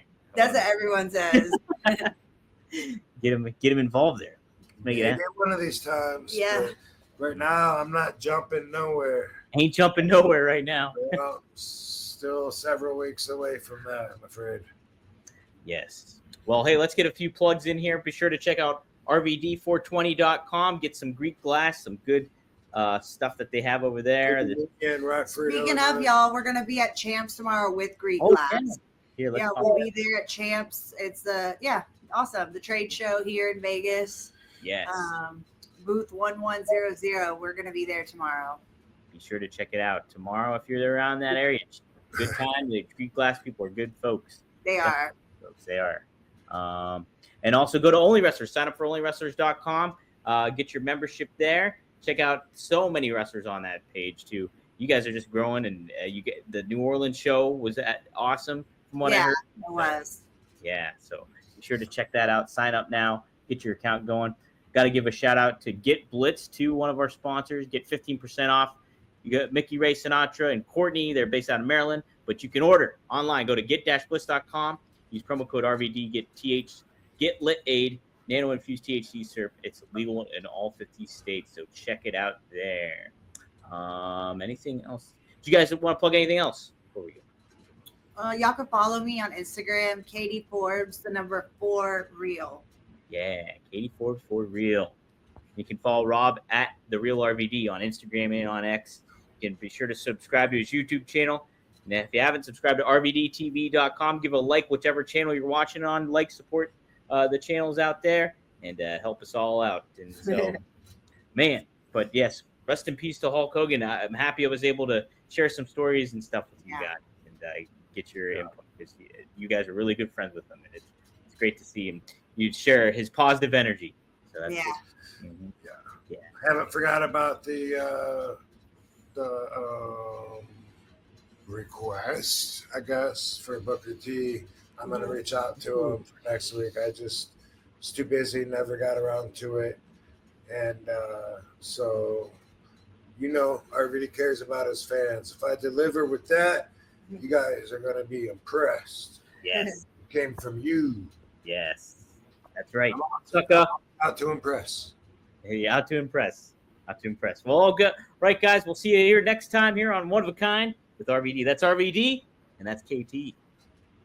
Right. Cool, man. Thanks, Dominator. Thanks, Van Dam fam.